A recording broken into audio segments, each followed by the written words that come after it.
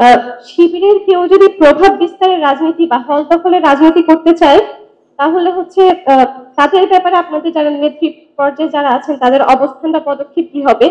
কারণ হচ্ছে আমি কয়দিন আগে আমার বাড়িতে গিয়েছিলাম, তো আমি চট্টগ্রাম কলেজের মহসিন কলেজের দেয়ালে দেখেছি সবখানে শিবিরের নাম লেখা হয়ে গেছে।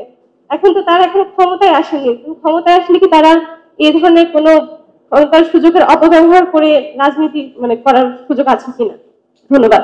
সেখানে দায়িত্বশীল নির্বাচনের কিছু গুণাবলীর কথা বলা আছে, যে গুণাবলীগুলোর ভার অনেক বেশি। কেউ যদি শিবিরের নেতা নির্বাচিত হয় তাকে এই গুণাবলীগুলো থাকতে হবে, তাকে আমানতদার হতে হবে, তাকে যোগ্য হতে হবে, তাকে হচ্ছে দায়িত্বের অনুভূতি সম্পন্ন হতে হবে, অনেকগুলো গুণাবলীর কথা এখানে উল্লেখ আছে। তো এই যে দায়িত্বটাকে আমরা একটা আমানত হিসেবে মনে করি, তো আমরা প্রত্যেকে মনে করি আমাদের যে যোগ্যতা সেই যোগ্যতায় ঘাটতি আছে।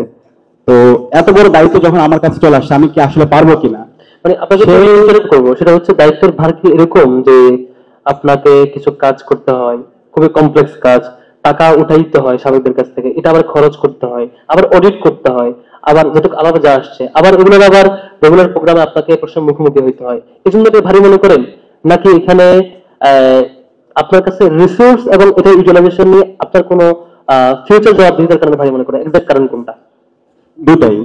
একটা হচ্ছে এখানে হলিস্টিক কাজ এবং এটার যে রিসোর্স ইউটিলাইজেশন, দুইটার জন্য আমি অ্যাপ্রোপ্রিয়েট কিনা, এই সামগ্রিক ভাবনাগুলোর কারণে এটা হচ্ছে নিজের কাছে অনেক বেশি ভার মনে হয়। সেই জায়গা থেকে আমাদের এখানে যখন দায়িত্ব আসে সে অনেক বেশি ইমোশনাল হয়ে যায়।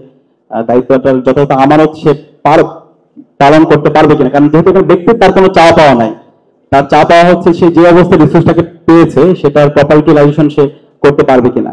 সেই সেন্সিটিভিটি থেকে, সে আমানতদারিতা থেকে তার কাছে এটা অনেক বড় বোঝা মনে হয়। তো সেই জায়গা থেকে সে অনেক বেশি ইমোশনাল হয়ে যায়। তো যেহেতু এখানে আমাদের যে শিবিরের যে রাজনীতিক আমাদের যে এখানকার সৌন্দর্য, এখানে আমরা কেউ শিবির থেকে নেওয়ার জন্য আসি না।